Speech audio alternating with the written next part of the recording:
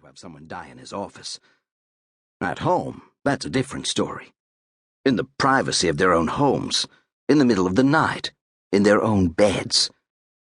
With a ruptured liver, they usually don't even make it to the phone.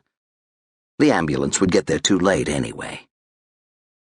My patients file into my practice at 20-minute intervals. The office is on the ground floor of my home. They come in on crutches and in wheelchairs. Some of them are too fat, others are short of breath. They are, in any case, no longer able to climb stairs. One flight of stairs would kill them for sure. Others only imagine it would, that their final hour would sound on the first step. Most of the patients are like that. Most of them have nothing wrong with them. They moan and groan, make noises that would make you think they found death staring them in the face every moment of the day. They sink into the chair across from my desk with a sigh. But there's nothing wrong with them. I let them reel off their complaints. It hurts here and here. Sometimes it spasms down to here. I do my best to act interested. Meanwhile, I doodle on a scrap of paper. I ask them to get up, to follow me to the examination room. Occasionally I'll ask someone to undress behind the screen, but most of the time I don't. Human bodies are horrible enough as it is, even with their clothes on. I don't want to see them, those parts where the sun never shines. Not the folds of fat in which it is always too warm and the bacteria have free reign. Not the fungal growths and infections between the toes, beneath the nails. Not the fingers that scratch here, the fingers that rub there until it starts to bleed. Here, doctor, here's where it itches really bad. No, I don't want to see. I pretend to look, but I'm thinking about something else.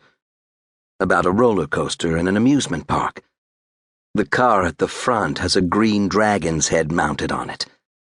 The people throw their hands in the air and scream their lungs out. From the corner of my eye, I see moist tufts of pubic hair, or red, infected bald spots where no hair will ever grow again. And I think about a plane exploding in the air. The passengers still belted to their seats as they begin a mile-long tumble into eternity. It's cold. The air is thin. Far below, the ocean awaits. It burns when I pee, doctor, like there are needles coming out. A train explodes just before it enters the station. The space shuttle Columbia shatters into millions of little pieces. The second jet slams into the South Tower. It burns here, doctor, here. You can get dressed now, I say. I've seen enough. I'll write you a prescription. Some of the patients can barely conceal their disappointment. A prescription. They stand there for a few seconds, staring blankly, their underwear down around their knees. They took a morning off from work, and now they want value for their money, even if that money has actually been coughed up by the community of the healthy. They want the doctor to poke at them at least.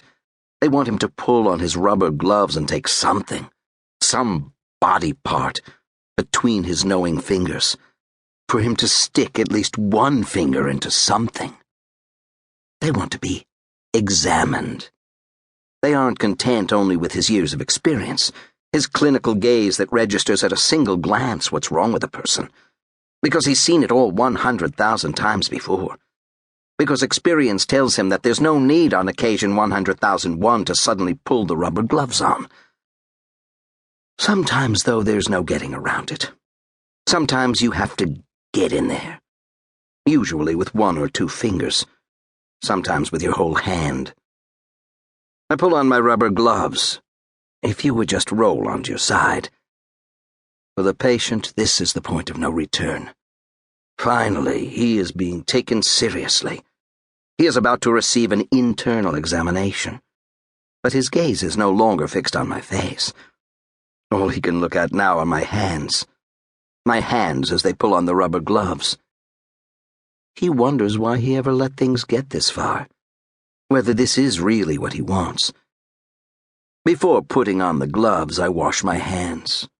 The sink is across from the exam table, so I stand with my back to him as I soap up. I take my time.